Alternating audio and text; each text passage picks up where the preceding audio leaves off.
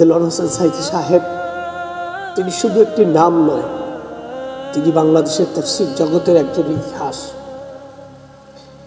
যাকে এ বাংলাদেশ ভালোবাসতে না পারুক সম্মানটুকু দিতে পারেনি। তার মৃত্যুসজ্জায় তার আত্মীয় স্বজন, প্রতিবেশী, ভালোবাসার ব্যক্তিত্বগুলোকে কাছে ভিড়তে দেয়নি। যেই মানুষটার সুমধুর কণ্ঠে সেই 2009 সাল থেকে 24 সাল পর্যন্ত টানা 14টা বছর মানুষ এক নীরব নিবৃত্তিতে সময় কাটিয়েছেন। আল্লামা দেলোয়ার হোসেন সাঈদী সাহেব, যে নামটা নিলে হৃদয়ে রক্তক্ষরণ হয়, যে নামটা উচ্চারণ করলে মনের আত্মতৃপ্তি হয়, যে নামটা হৃদয়ে আসলে যেন এক অন্যরকম সুখ আর শান্তি অনুভব হয়। বাংলাদেশের ইতিহাসে এমন নির্লজ্জ ঘটনা বাংলাদেশের মানুষ কখনো দেখতে পাবে এটা হয়তো উপলব্ধি করতে পারেনি। আপনারা জানেন, বাংলাদেশের উজ্জ্বল এক নক্ষত্র, যাকে সারা বাংলাদেশের সকল আহমরি তৌহিদি জনতা হৃদয়ের হৃদস্পন্দন দিয়ে ভালোবাসতেন, যার সুঠম দেহ, ওই সুন্দর শারীরিক অবকাঠামো, যার মেহেদি রাঙা দাড়ি, যার টুপির উচ্চতার ধরন, কথার মাধুর্য, হৃদয় কাড়েনি বাংলাদেশের এমন কোনো ব্যক্তিত্ব নেই। সেই প্রিয় ব্যক্তিত্ব আল্লামা দেলোয়ার হোসেন সাঈদী সাহেবের মৃত্যু আজ 14ই আগস্টে আল্লাহ সুবহানাহু ওয়া তাআলার দরবারে তিনি আল্লাহ তাআলার ডাকে সাড়া দিয়ে চলে গিয়েছেন। তবে এই মৃত্যু নিয়ে সারা বাংলাদেশের মানুষের এক বড় আক্ষেপ আর অনুভবতা কাজ করছে, এই জন্য যে দেলোয়ার হোসেন সাঈদী সাহেব তিনি শুধু একটি নাম নয়, তিনি বাংলাদেশের তাফসীর জগতের একজন ইতিহাস, যাকে এ বাংলাদেশ ভালোবাসতে না পারুক সম্মানটুকু দিতে পারেনি। তার মৃত্যুসজ্জায় তার আত্মীয় স্বজন, প্রতিবেশী, ভালোবাসার ব্যক্তিত্বগুলোকে কাছে ভিড়তে দেয়নি।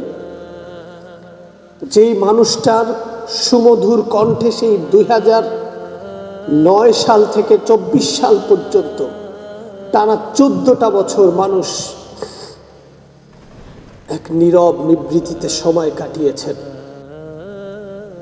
প্রিয় ব্যক্তিত্ব, প্রিয় বন্ধুত্ব, প্রিয় মানুষেরা যারা সোশ্যাল মিডিয়ায় শুনছেন, আমি যখন কথা বলছি আল্লামা দেলোয়ার হোসেন সাঈদীকে নিয়ে, আজকে দেখতে দেখতে একটি বছর পার হয়ে গিয়েছে।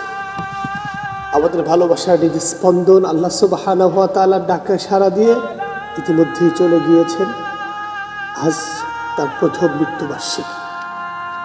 আর এই মৃত্যুবার্ষিকীতে আমরা শুধু এই কথাটাই বলতে এসেছি, আল্লামা দেলোয়ার হোসেন সাঈদী ধর্ষক ছিলেন না, রাজাকার ছিলেন না, যুদ্ধ অপরাধী ছিলেন না, তিনি এক মিথ্যা কারাগারে আবদ্ধ ছিলেন, যাকে মিথ্যার এক বিশাল বেড়াজালে গুটি কয়েকজন মানুষ তার স্বার্থ হাসিল করবার জন্য তার মতো একজন শ্রেষ্ঠ ব্যক্তিত্বকে জেলখানায় বন্দী করে রেখেছিলেন।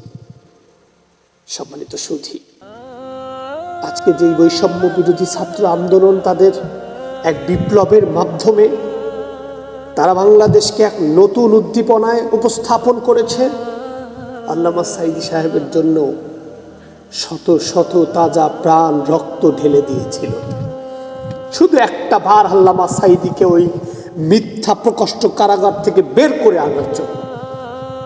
কিন্তু আল্লাহ সুবহানাহু ওয়া তাআলার সিদ্ধান্ত, এক অন্তিম পরীক্ষায় পুরো গোটা বাংলাদেশ পড়েছিল, যেই পরীক্ষার ফলাফল আজ বাংলাদেশ স্বাধীন, আজ বাংলাদেশের আলেমরা স্বাধীন, আজকে পরাধীনতার বেড়াজাল ভেঙে আলেমরা এক মুক্ত আকাশে ঘুরে বেড়াচ্ছে।